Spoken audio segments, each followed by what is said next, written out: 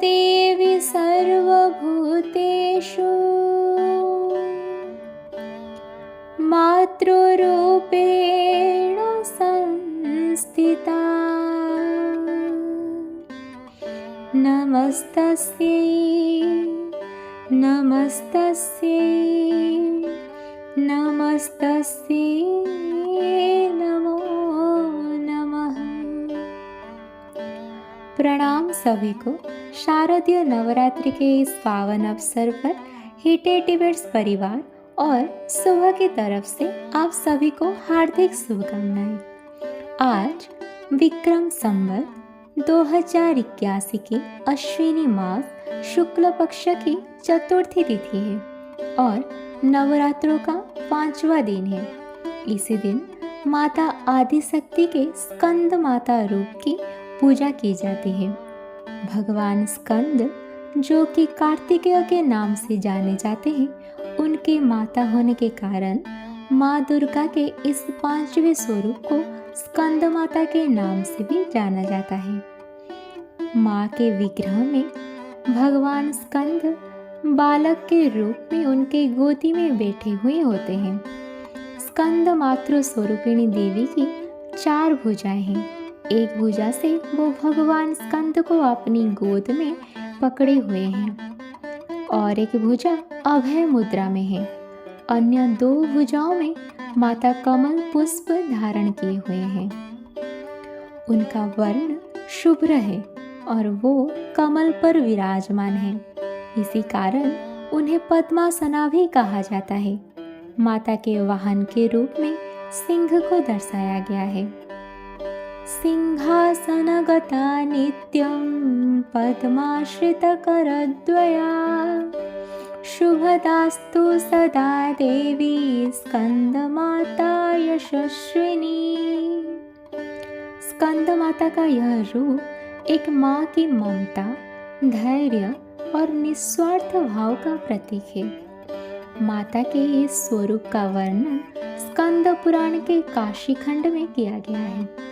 आइए जानते हैं देवी महिमा और माता के बारे में कुछ विशिष्ट जानकारी। देवी महिमा का वर्णन हमारे कई ग्रंथ और पुराणों में किया गया है, यथा स्कंद पुराण, मार्कंडेय पुराण, देवी भागवतम, श्रीमद् भागवतम, उपपुराण यथा देवी पुराण, कालिका पुराण एवं दुर्गा सप्तशती इत्यादि। देवी भागवतम के 3 एवं 7 स्कंद में निर्गुण निराकार माता आदिशक्ति माँ भगवती से कैसे ब्रह्मांड की उत्पत्ति एवं उनके सगुण साकार रूप में धरा पृष्ठ में अवतरित होने की महिमा का वर्णना किया गया है। एक स्त्री, एक नारी के अलग अलग स्वरूप अवस्था का मूलभूत नारी के कर्तव्य, संकल्प, निष्ठा, धैर्य, साहस, सेवा, त्याग इत्यादि का ज्ञान प्रदान किया गया है। सबसे प्रमुख एक नारी का महत्व एवं सम्मान इस संसार को अवगत करवाया गया है। माता आदिशक्ति माँ दुर्गा के 9 स्वरूप में से एक स्वरूप है माता स्कंद माता। आइए उनके स्वरूप के विषय में विस्तार पूर्वक जानते हैं। शिव पुराण के रुद्र संहिता के कुमार खंड, स्कंद पुराण के माहेश्वर खंड एवं देवी भागवतम के 7 स्कंद में उल्लेख है कि प्रजापति दक्ष यज्ञ में जब स्वयं महादेव को अपमानित करते हैं तो उस अपमान से व्यथित होकर माता सती अपने आप को दाह कर देती है। अपनी पत्नी की वियोग में म्रियमाण होकर प्रभु शंकर उत्तम तपस्या में संलग्न हो जाते हैं। उसी समय नमोजी के पुत्र तारकासुर घोर तपस्या करके ब्रह्मा जी को प्रसन्न कर देता है और उनसे अजय अमर होने का वर मांगता है, परंतु अमरत्व का वरदान देने से ब्रह्मा जी मना कर देते हैं।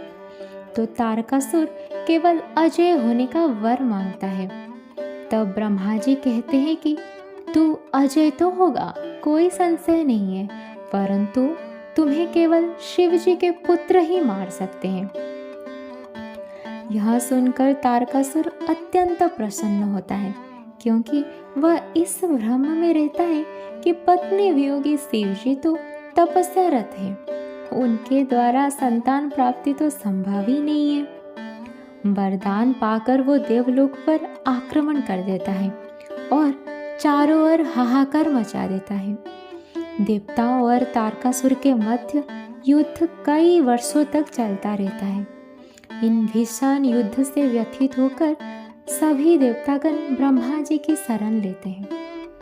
देवी भागवतम के सप्तम स्कंद और स्कंद पुराण के माहेश्वर खंड के अनुसार उसी समय माता आदिशक्ति की आकाशवाणी होती है कि वह जल्द ही गिरिराज हिमवान और उनकी पत्नी मेना के गर्भ से एक पुत्री के रूप में जन्म लेंगी। पुनः उनके और महादेव के मिलन से जो पुत्र उत्पन्न होगा वो तारकासुर का वध करेगा और इस सृष्टि को उसके अत्याचारों से मुक्ति दिलाएगा। यह सुनकर सभी देवतागण अत्यंत प्रसन्न होते हैं। हर्षित होकर देवी की जय जयकार करने लगते हैं। उसके पश्चात सभी देवतागण गिरिराज के समीप जाते हैं एवं उनसे विनती करते हैं। देवताओं की विनती सुनकर गिरिराज भी उनके प्रस्ताव में अपनी सहमति व्यक्त करते हैं। समय आने पर माता की भविष्यवाणी के अनुसार ही माता आदिशक्ति गिरिराज हिमवान तथा उनकी पत्नी मेना देवी के घर एक पुत्री के रूप में अवतरित होते हैं, जिन्हें शैलपुत्री, गिरिजा तथा पार्वती आदि नामों से भी जाना जाता है। एक दिन गिरिराज हिमवान अपनी 8 वर्ष की पुत्री पार्वती को लेकर शिव भगवान के समीप जाते हैं और उनसे उनकी सेवा करने की अनुमति मांगते हैं। इस पर भगवान शिव हिमवान को तो सेवा करने की अनुमति दे देते हैं, परंतु माता पार्वती को अनुमति देने से मना कर देते हैं। इसे माता अत्यंत दुखी होकर भगवान शिव के साथ तर्क करने लगती है, जिसके पश्चात भगवान शिव उन्हें सेवा करने की अनुमति दे ही देते हैं। काम रहित वैरागी शिव जी को इस प्रकार देख सभी देवतागण अत्यंत चिंतित होते हैं कि यदि प्रभु वैराग्य में ही रहे तो उनकी संतान कैसे होगी और तारकासुर का वध कैसे संभव हो पाएगा। देवराज इंद्र ने एक उपाय के अनुरूप कामदेव का आह्वान करते हैं और उन्हें शिव जी के मन में काम भाव उत्पन्न करने का आदेश देते हैं। इंद्रदेव की आज्ञा पाकर कामदेव अप्सराओं और रति के साथ शिव जी के निकट पहुंचते हैं और उनको काम वश में करने का प्रयास करते हैं। इतने प्रयत्नों के पश्चात भी जब शिव जी पर कोई प्रभाव नहीं पड़ा तो अंत में कामदेव ने उनके पर अपना अमोघ कामबाण छोड़ देते हैं, जिसे शिव जी का तप भंग हो जाता है और क्रोध में आके वो कामदेव को भस्म कर देते हैं। तत्पश्चात माता पार्वती भी शिव भगवान को अपने पति रूप में पाने के लिए तपस्यारत हो जाती है। कठोर तपस्या करने के कारण वो ब्रह्मचारी के नाम से भी जाने जाती है।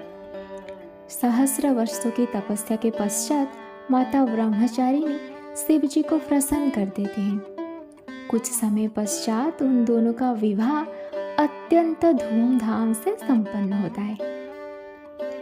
विवाह के पश्चात एक दिन दोनों पति पत्नी रति क्रीड़ा में लिप्त होते हैं। संभोग लीला होने पर दुस्सह वीर्य से समस्त चराचर जगत नष्ट होने लगता है, जिसे देखकर ब्रह्मा जी और विष्णु जी अत्यंत चिंतित हो जाते हैं और वो दोनों अग्निदेव का आह्वान करके उन्हें शिव जी के तेज से संसार को रक्षा करने की आदेश देते हैं। उन दोनों से आदेश पाकर अग्निदेव सन्यासी रूप धारण कर शिव जी के भवन में प्रवेश करते हैं और भिक्षा मांगते हैं। तभी माता पार्वती भूलवशः उन्हें भिक्षा में अन्य चीजों के साथ भगवान के तेज रूपी वीर्य भी दान कर देती है। फिर अग्निदेव ब्रह्मादेव और विष्णु जी के आदेशानुसार तुरंत उस तेज को अपने अंदर समाहित कर लेते हैं, क्योंकि इस संसार को उस तेज से रक्षा जो करना है, जिसे देखकर माता अत्यंत क्रोध हो उठती है और अग्निदेव को सर्वभक्षी होने का श्राप दे देती है और यह भी कहती है कि इस तेज के कारण उन्हें अत्यंत पीड़ा का सामना करना पड़ेगा। तदनंतर अग्निदेव श्राप से मुक्त होने के लिए भगवान शिव से प्रार्थना करते हैं। इसके उपाय में शिव जी उन्हें इस तेज को किसी स्त्री के गर्भ में स्थापित कर देने का परामर्श देते हैं। उसी समय नारद जी वहां प्रकट होते हैं और अग्निदेव को एक परामर्श देते हैं कि हे अग्निदेव, माघ माह में प्रातः स्नान करके ठंड के कारण जो स्त्री अत्यंत कष्ट पा रही हो, वो जब अग्नि सेवन करने आए अर्थात ठंड से मुक्त पाने अग्नि का ताप ग्रहण करने आए, तब आप अपनी उष्म शक्ति से भगवान शिव के इस तेज को उनके रोम छिद्रों के माध्यम से उनके शरीर में स्थापित करते। क्रमशः माघ माह में सप्त ऋषियों की पत्नियां प्रातः स्नान के पश्चात अग्नि सेवन की इच्छा जताती है। ऋषि वशिष्ठ की पत्नी अरुंधति के मना करने के पश्चात भी 6 कृतिकाएं अग्नि सेवन करती है। तब योजनानुसार अग्निदेव उस तेज को 6 कृतिकाओं के रोम कुपन से उनके शरीर में स्थापित कर देते हैं। तदनंतर उस तेज के प्रभाव से वो सभी कृतिकाएं गर्भवती हो जाती है, जिसके कारण उन सबके पति संदेह में आकर उन्हें श्राप दे देते हैं और उनका परित्याग कर देते हैं। तत्पश्चात वो 6 कृतिकाएं नक्षत्रों के रूप में अंतरिक्ष भ्रमण करने चली जाती हैं और रास्ते में उन्होंने भगवान शिव के उस तेज को सहन ना कर सकने के कारण हिमालय के शिखर पर उसका परित्याग कर देती हैं। वो परित्यजित तेज सुवर्ण की तरह चमकने लगते हैं।